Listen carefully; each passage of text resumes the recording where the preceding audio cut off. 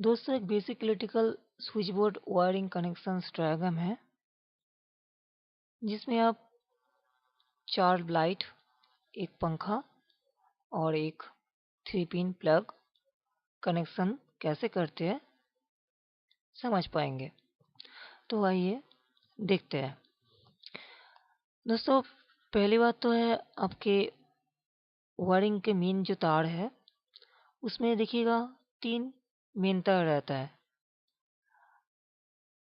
तीनों में से एक है लाइन जिसे आप फेज भी कह सकते हो, दूसरा है न्यूट्रल, तो और है तीसरा ग्राउंड अर्थिंग। फेज क्या है? जिसमें करंट नेगेटिव की तरफ मतलब न्यूट्रल की तरफ फ्लो करता है। फेज क्या है?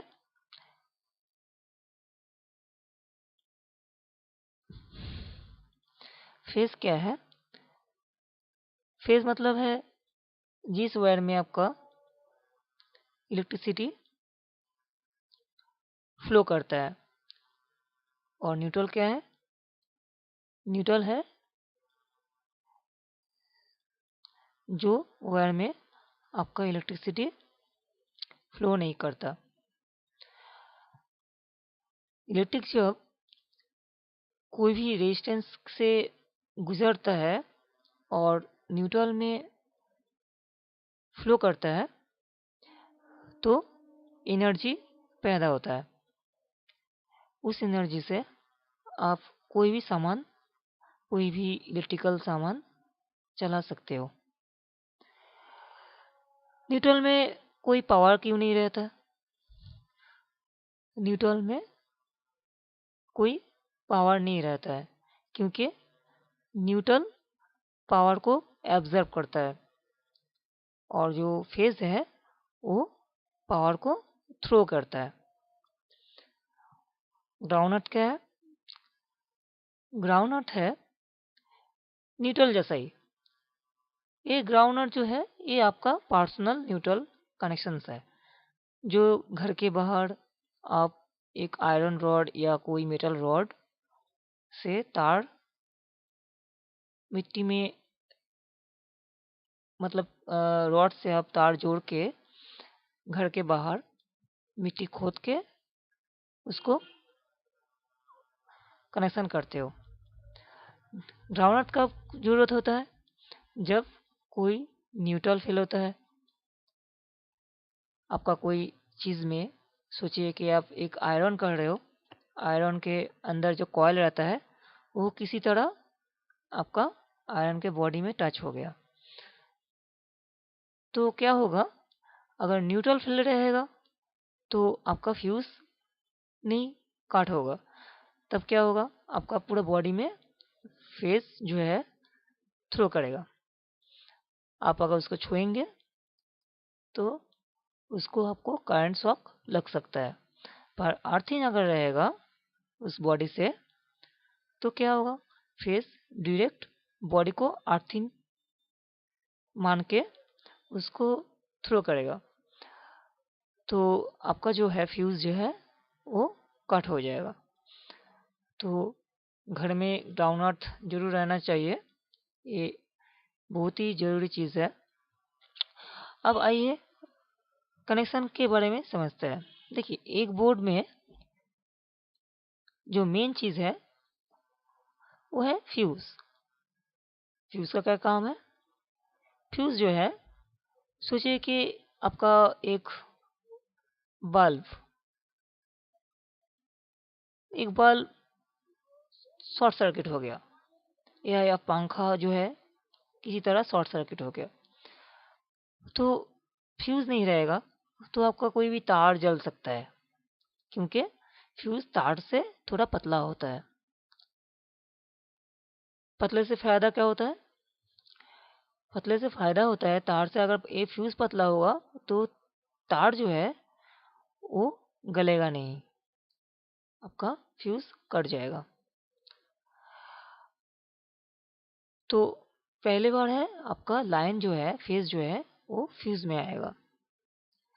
फ्यूज से आपको हर स्विच में एक तार जोड़ना है, मतलब कि हर स्विच में आपको फेज डालना है। ये क्या है? रेगुलेटर है। रेगुलेटर में डायरेक्ट फेज नहीं जाएगा। अब क्या हुआ देखिए, अभी सोचिए कि 1 2 3 4 5 6 स्विच है और ये है रेगुलेटर। हर स्विच में आपका फेज है, मतलब करंट मेन लाइन से होके फ्यूज से होके हर स्विच में जा रहा है। अभी स्विच का काम है डिस्कनेक्ट करना, ठीक है। तो आप पहले देखिए कि प्लग जो है कैसे काम करता है। आपका जो न्यूट्रल का वायर है वो आपका देखिए एन लिखा हुआ है, इसमें जरूर डालिएगा। यह देखिएगा कि एक प्लग में एल मतलब लाइन, इन मतलब न्यूट्रल, और देखिए यहाँ अर्थ का लोगो है, ये अर्थ मतलब ग्राउंड अर्थ, इसमें अर्थिंग लग जाएगा। तो न्यूट्रल में जैसे कि कोई बिजली नहीं रहता है, इसलिए ये कोई फ्यूज में नहीं जाएगा, डायरेक्ट यहाँ चला जाएगा। और जो फेज है ये क्या करेगा, देखिए लाइन जो है ये स्विच से वाया होके आएगा, ताकि लाइन डायरेक्ट रहेगा तो डायरेक्ट कनेक्शन हो जाएगा, बंद नहीं कर पाएंगे। अब अभी ये जो है लाइन आ गया है इसमें, इस स्विच में, स्विच होके यहाँ लाइन में आ रहा है। तो आप अगर ये स्विच बंद करेंगे तो लाइन नहीं आएगा, अगर ये स्विच चालू करेंगे तो क्या होगा, आपका जो ये आपका जो तार है वो ऐसे कनेक्शन हो जाएगा, ठीक है। तो लाइन डायरेक्ट इधर से इधर फ्लो करेगा, ठीक है। वैसी तरह है लैंप। लैंप क्या करेगा, जो मेन तार है वहां से एक डायरेक्ट जो वायर है वो लैंप में चला जाएगा, और स्विच से गुजर के जो पावर है वो लैंप में जाएगा। ये भी आप स्विच अगर बंद कर देंगे तो लैंप में पावर नहीं जाएगा, अगर ऑन करेंगे तो पावर जाके लैंप में जाएगा। तो आपको स्विच से पावर भी मिल गया और न्यूट्रल भी मिल गया, तो लाइट जलने लगेगा। ऐसे 4 स्विच आप कनेक्शन कर सकते हो। अगर सोचे कि लैंप की जगह आप दूसरे भी सामान लगा सकते हो, या यहाँ स्विच भी बढ़ा सकते हो, जैसे कि लैंप का कनेक्शन है, ठीक है। और आ गया पंखा। पंखा में क्या होता है, पहले पंखा के स्विच है, फैन स्विच। फैन स्विच में आपको पहले पावर गया, उसके बाद यहाँ स्विच वाया होके आपको रेगुलेटर में जाएगा। रेगुलेटर में जाके रेगुलेटर क्या करता है, रेजिस्टेंस मतलब रोध जो है वो मेक करता है, मतलब कि रेजिस्टेंस क्या करता है कि आपका फैन को वोल्टेज जो है वो कम ज़्यादा सप्लाई करता है, ताकि ज़्यादा वोल्टेज सप्लाई करेगा तो फैन जो है स्पीड में घूमेगा, अगर कम करंट जाएगा तो फैन जो है कम स्पीड में घूमेगा। तो आ गया आपका स्विच में, स्विच से हो गया आपका रेगुलेटर में, रेगुलेटर से होके फैन में जाएगा, और जो न्यूट्रल है वो कॉमन रहेगा, मतलब डायरेक्ट फैन में चला जाएगा। तो दोस्तों, आप इस तरह से एक स्विच बोर्ड की बेसिक जो है नॉलेज आपको आ गया। तो आप ऐसे स्विच बोर्ड बना सकते हो। अभी तो शॉप में आपको switch board, cutting switch board मिल जाता है। आप सिर्फ स्विच प्लग लगाइए, नाट से टाइट कीजिए और घर में फिटिंग कर सकते हो। तो ट्राई कीजिए, बेसिक इलेक्ट्रिक आपको सीखना है तो और भी ट्यूटोरियल मैं डालूँगा।